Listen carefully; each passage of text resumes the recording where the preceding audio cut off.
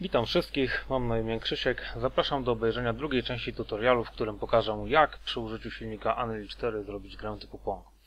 W tej części utworzymy projekt do Unreal 4 i wykonamy kilka wstępnych kroków.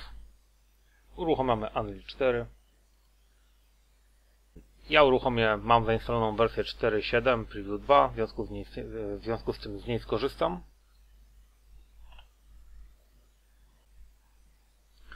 Na zakładce nowy projekt wybieramy projekt czysty, czyli Blueprint projekt czysty. Gra będzie przeznaczona na desktop, konsolę, maksymalna jakość niekoniecznie dla gry typu Pong. I tutaj mamy z zawartością startową, my wybieramy bez zawartości startowej. Projekt będzie zapisany na dysku E w moim przypadku i nazwę go Pong Project. Tworzymy projekt.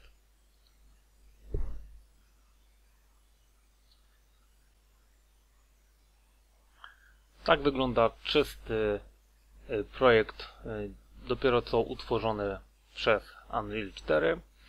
Nam ta zawartość nie będzie potrzebna, my sobie utworzymy swoje poziomy.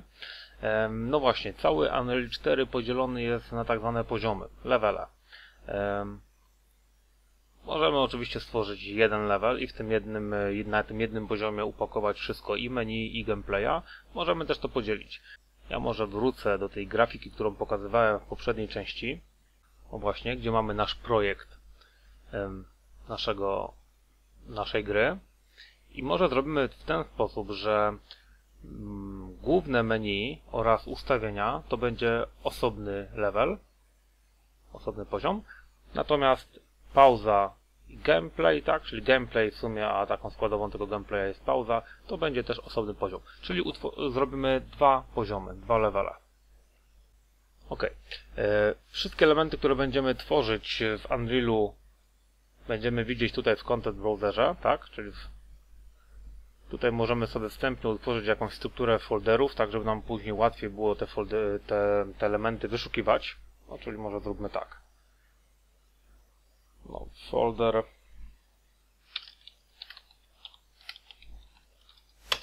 Menu level.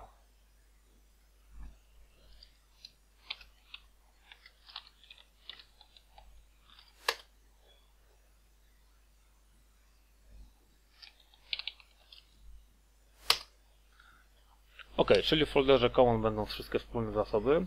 Gameplay level będą wszystkie zasoby potrzebne do tego poziomu. W main menu level będą wszystkie zasoby potrzebne tylko do tego poziomu. Tworzymy teraz te poziomy, czyli na przykład main menu level. Prawy klik, level.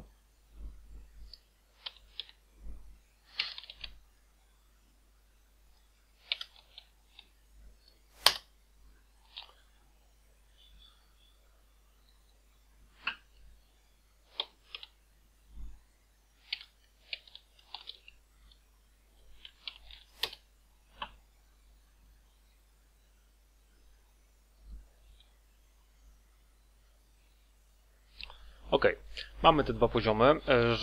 Pomiędzy nimi, aby się przełączać, wystarczy na nie dwa razy kliknąć. Jestem teraz w poziomie main menu.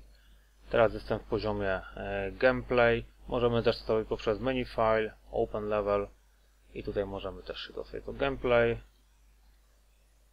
albo do main menu. Dobrze, czyli mamy pusty poziom. Przełączę się, może jesteśmy dobrze w main menu. Tutaj, gdzie jest to play, ten przycisk, tutaj możemy sobie uruchomić i podejrzeć, jak wygląda nasz aktualny poziom. Ok, nic nie widać, no bo to czysty projekt. Zatrzymamy. Tutaj warto skorzystać z takiej opcji. Jest możliwe uruchomienie naszego konkretnego jednego poziomu, tego aktualnego poziomu o właśnie, New Editor Window, czyli w nowym okienku. Dobrze.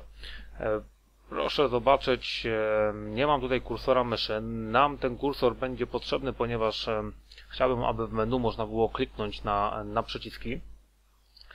Teraz przy pomocy skrótu Alt F4 zamknę to okienko i spowodujemy, że ten kursor się pojawi.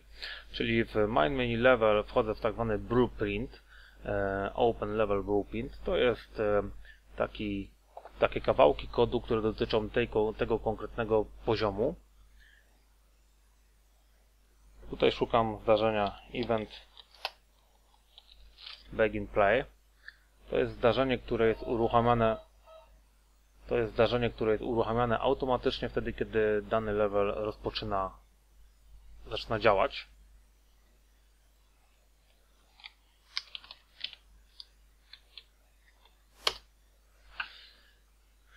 Tworzę obiekt getPlayerController.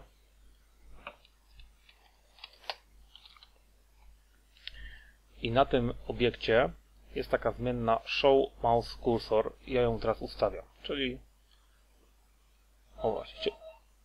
będzie to wyglądało w ten sposób, że w momencie, kiedy dany level się uruchomi, ustawi mi tą zmienną, czyli kursor powinien się odpalić. Skompilujmy i zobaczmy.